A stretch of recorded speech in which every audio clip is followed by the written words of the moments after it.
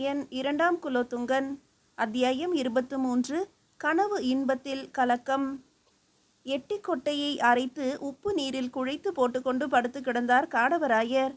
தலையில் பலத்த காயம், உடலெங்கும் ஆழமான வெட்டுக்குத்து புண்கள். அதிகாய பாகுவான அவர் வேதனை தாங்க மாட்டாமல் மலை போன்ற தம் உடலை அப்படியும் இப்படியுமாக உருட்டி புரட்டி நெளிந்து கொண்டிருந்தார். இந்த அவல காட்சியை காண சகியாத பிஞ்சு மனம் படைத்த ஏழிசை வல்லபி தன் தந்தையின் தலைமாட்டில் சோக சிலையாக அமர்ந்து கண்ணீர் வடித்து கொண்டிருந்தாள். பிரேத களை பெற்றவளாக காடவராயரின் கால் மாட்டில் அமர்ந்திருந்த பரிவாதினி அவரது உடம்பை தன் மென் கரங்களிலால் பிடித்து இதமாக தடவி கொடுத்து கொண்டிருந்தாள். சற்று தூரத்தில் மெலிந்து குனிந்து நின்றிருந்த சோருடையால் மயிர்பீலி விசிறியால் மெல்ல விசிறி கொண்டிருந்தாள். இப்படி அந்த அறையில் நிலவி இருந்த வேதனை சோக நிழலை போலவே அரண்மனை முழுவையும் நிலவி இருந்தது. காடவராயரின் அரண்மனையில் மட்டுமா இந்த அவல நிலை படிந்திருந்தது? இல்லை, சேந்தமங்கலம் நகர் முழுமையுமே சனி புகுந்த சத்திரம் போல சாம்பி சோர்ந்து கிடந்தது. குறுநில மன்னர் காடவராயர் தம் சொந்த முயற்சியால் திருநாவலூர், திருவதிகை, திருமுதுகுன்றம் முதலிய ஊர்களில் எடுப்பித்திருந்த சிவாலயங்களில் எல்லாம் விசேஷ பூஜைகளும் ஆராதனைகளும் நடந்து கொண்டிருந்தன. பின் குறிப்பு: திருமுதுகுன்றம் எனும் ஊர் தற்போதைய விருத்தாச்சலம். தங்கள் சிற்றரசர் விரைவில் உடல் நலம் பெற வேண்டும் என்று மக்கள் எல்லாம் இறைவனிடம் மனமுருகி வேண்டிக் கொண்டிருந்தனர். அதனால் அந்த ஆலயங்களின் மணிகள் இடைவிடாமல் ஓங்கார ஓசையை எழுப்பிக் கொண்டே இருந்தன. ஓம் ஓம் என்ற ஓங்கார நாதத்தில் தன் மனதை செலுத்தி உடல் வேதனையை மறக்க முயன்று கொண்டிருந்த காடவராயர் தம்மை மீறி உணர்ச்சி வயப்பட்டவராய், இறைவா, என் தலைவரின் நிலை என்ன ஆயிற்றோ தெரியவில்லையே. என் கொற்றவர் அனபாயருக்கு ஓர் இடரும் நேராமல் காப்பது உன் பாரம் அப்பா என்று முனகினார். இதை கேட்ட அம்மூன்று பெண்களின் நெஞ்சமும் பாகாய் உருகி கண்ணில் நீராய் ஓட ஆரம்பித்தது. அப்பா, நம் மன்னருக்கு ஒன்றும் ஆபத்து நேராமல் கடவுள் காப்பாற்றிவிட்டார். அவர் இப்போது பூரண நலத்துடன் இருந்து தில்லை திருப்பணிகளை பார்வையிட்டும் புதிய யோசனைகள் சொல்லியும் வருகிறாராம். உங்களது நிர்வாக திறமையை வாயார புகழ்ந்து கொண்டிருக்கிறாராம் என்று ஆறுதல் கூறும் வகையில், ஆனால் உள்ளூர பொறுமிக் கொண்டே சொன்னால் எழிசை வல்லபி. தம் மகளின் இந்த ஆறுதல் மொழியை கேட்டதும் காடவராயரின் முகம் மலர்ந்தது. உடல் நோவும் ஓரளவு குறைந்தவர் போல காணப்பட்டார். ஆமாம் வல்லபி, உன் அதிர்ஷ்டம்தான் நம் மன்னரின் உயிரை காப்பாற்றியிருக்கிறது என்று கூறிக்கொண்டே ஒரு கழித்து படுத்தார். உடனே அவர் ஏதோ நினைத்து கொண்டவர் போல சட்டென்று திரும்பி, என்ன சொன்னேன் மகளே? உன் அதிர்ஷ்டம் மன்னரின் உயிரை காப்பாற்றியது என்றா சொன்னேன்? இல்லை இல்லை, இந்த சோழவள நாட்டையும் அதன் புலிநிகர் தலைவர் குலோத்துங்கரையும் காப்பாற்றியவள் நீ அல்ல. திருக்கோவலூர் இளவரசி முக்கோக்கிழானடிதான் அந்த மாபெரும் காரியத்தை செய்தாள். உண்மையில் அவளின் அதிர்ஷ்டமே அரசரை காப்பாற்றியது. உனது துரதிர்ஷ்டம்தான் அவரை கொள்ளிடத்தில் தள்ளி மூழ்கடித்தது என்று ஆவேசம் வந்தவர் போல அரற்றினார். அடுத்த கணம் அவர் அதிக சோர்வடைந்து கண்கள் இமை சருமத்தில் சொருகி புதைய அப்படியே விரைத்து விட்டார். ஆம், அந்த வீரமங்கை அரசரையும் காப்பாற்றினாள், என்னையும் காப்பாற்றினாள் என்று அவரது வாய் திரும்ப திரும்ப முனகியது. அது ஒரு அற்புதமான சம்பவம், அதிசயமான சம்பவம் என்று கூட சொல்லலாம். அன்று இரவு கொள்ளிடத்தில் படகு கவிழ்ந்து வீழ்ந்த குலோத்துங்கனை தூக்கி வந்த கரை சேர்த்த முக்கோக்கிழானடி காலத்தி தேவன் தனியே வந்து சேர்ந்தவுடன் திடீரென்று அங்கிருந்து மறைந்து விட்டாள் அல்லவா? அதற்கு முன்பு தில்லை கொட்டகாரத்தில் இருந்து புறப்பட்ட காடவராயரும் காலத்தி தேவனும் கொள்ளிடக்கரையை நோக்கி குதிரை மீது வேகமாக சென்று கொண்டிருந்தனர்.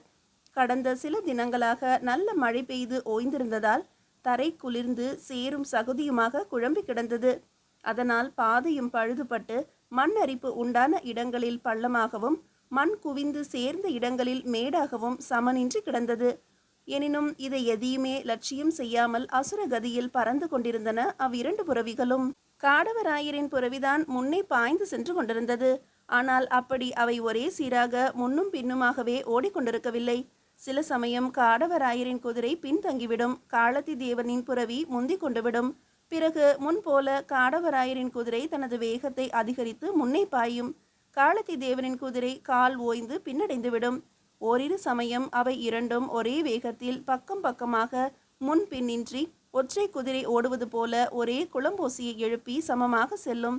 ஆனால் அப்படி அவை அதிக நேரம் ஓடாமல் ஏதேனும் ஒன்று பின்தங்கிவிடும் அல்லது முன்னேறிவிடும்.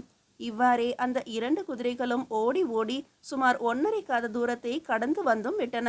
பூமாதேவிதான் மழை சேற்றை வாரி பூசிக்கொண்டிருந்தாள் என்றால் ககனதேவியோ காரிருள் சேற்றை குழைத்து ஏகமாக அப்பிக் கொண்டிருந்தாள்.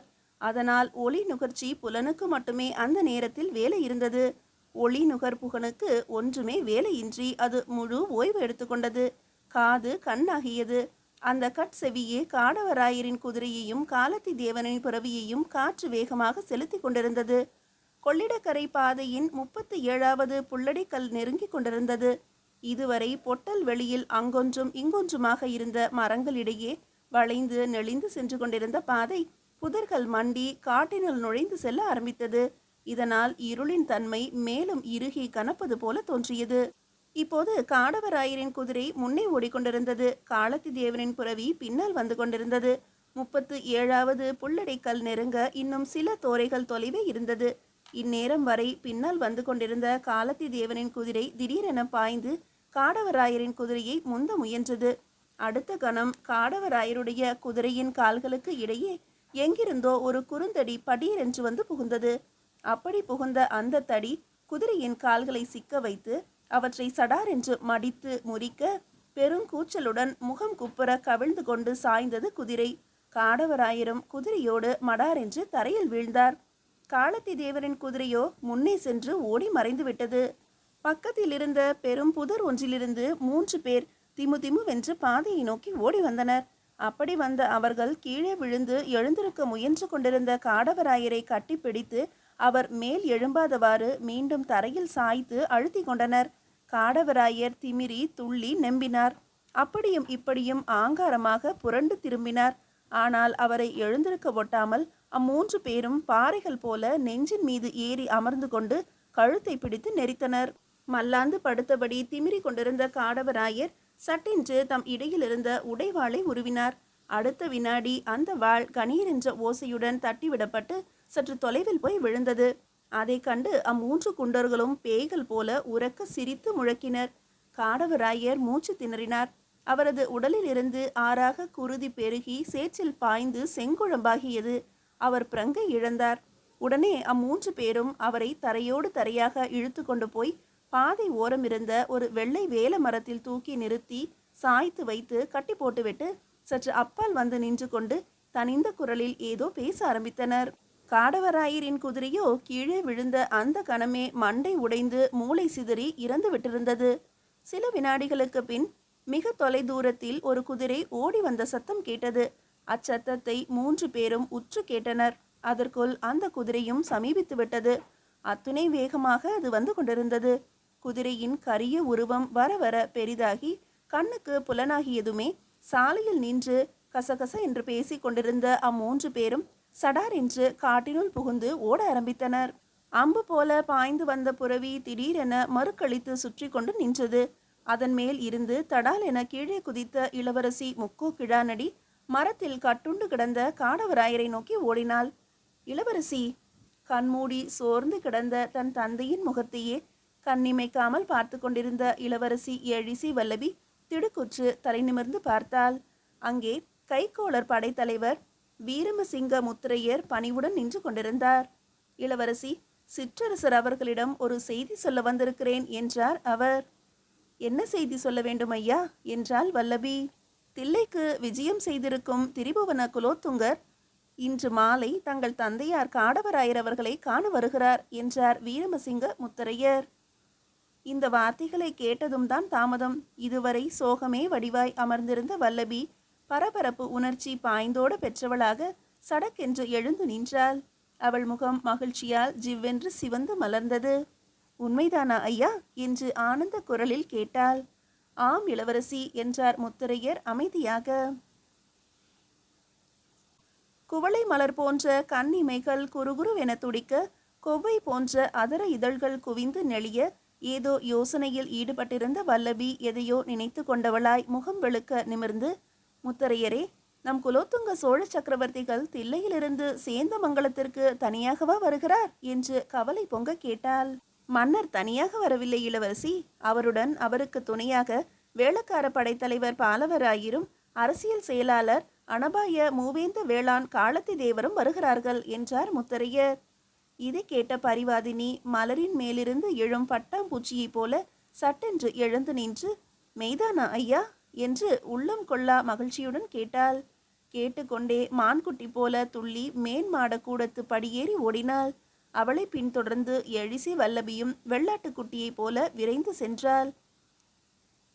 கடாரத்து கட்டிலில் படுத்திருந்த காடவராயர் இன்னும் கண்மூடி சோர்ந்தே கிடந்தார்.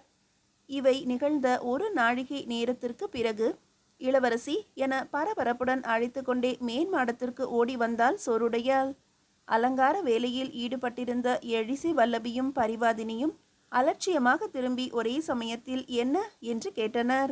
அது அவர்களின் உண்மையான அலட்சியமல்ல, அளவுக்கு மீறிய மகிழ்ச்சியால் ஏற்பட்ட செல்லமான அலட்சியம். ஆனால் சோறுடையாளோ மேலும் பரபரப்புடன், தேவி, திருக்கோவலூர் இளவரசி முக்கோ கிழானடிகள் தங்களை பார்க்க வந்திருக்கிறார் என்றாள். மீதியை அடுத்த அத்தியாயத்தில் காணலாம்.